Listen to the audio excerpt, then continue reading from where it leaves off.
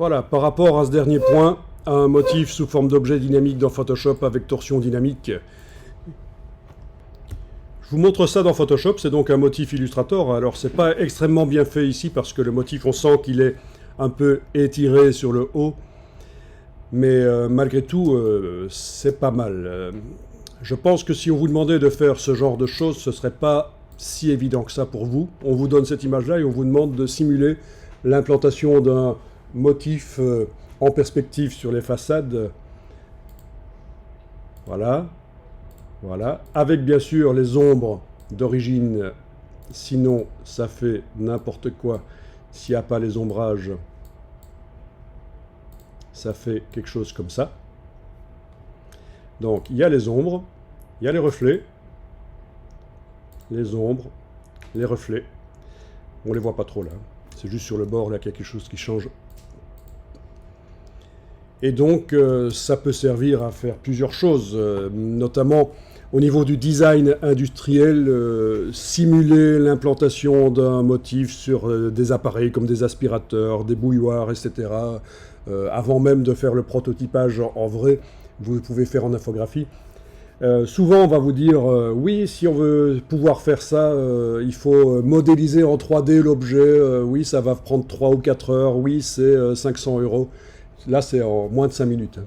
En moins de 5 minutes, on me fournit l'image d'origine, on me fournit le motif plat, je l'incruste sur l'objet. Alors, bien sûr, on ne sait pas tourner autour, c'est pas de la 3D, mais... et donc ça, c'est une des choses qu'on verra. Ça peut être vraiment intéressant, d'autant plus qu'artistiquement, ça peut être intéressant aussi, puisque ça vous permet d'implanter dans Photoshop des motifs, des textures sur n'importe quel objet, et faire de la communication, parce que en fonction de ce que vous mettez comme motif ou comme texture, bien sûr, vous communiquez un message, ça sert au message communiqué. Donc voilà, a priori, vous arriveriez à faire ça? Ce n'est pas si évident que ça.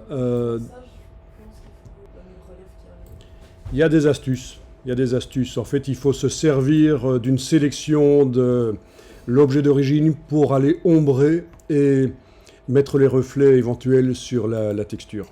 C'est ça l'astuce. C'est pas très difficile, mais il faut connaître l'astuce. Et maintenant, il y a peut-être d'autres méthodes. Moi, je suis toujours ouvert à d'autres méthodes où on pourrait m'expliquer comment faire ça autrement aussi.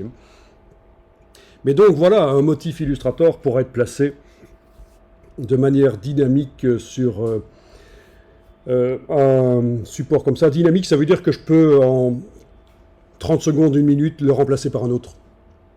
Et tester différents motifs. Une fois que c'est mis en place, en fait, une fois que la chose est mise en place, au bout de 4-5 minutes, pour donner l'impression qu'il y a les ombres et les reflets, on peut facilement remplacer par n'importe quel motif facilement.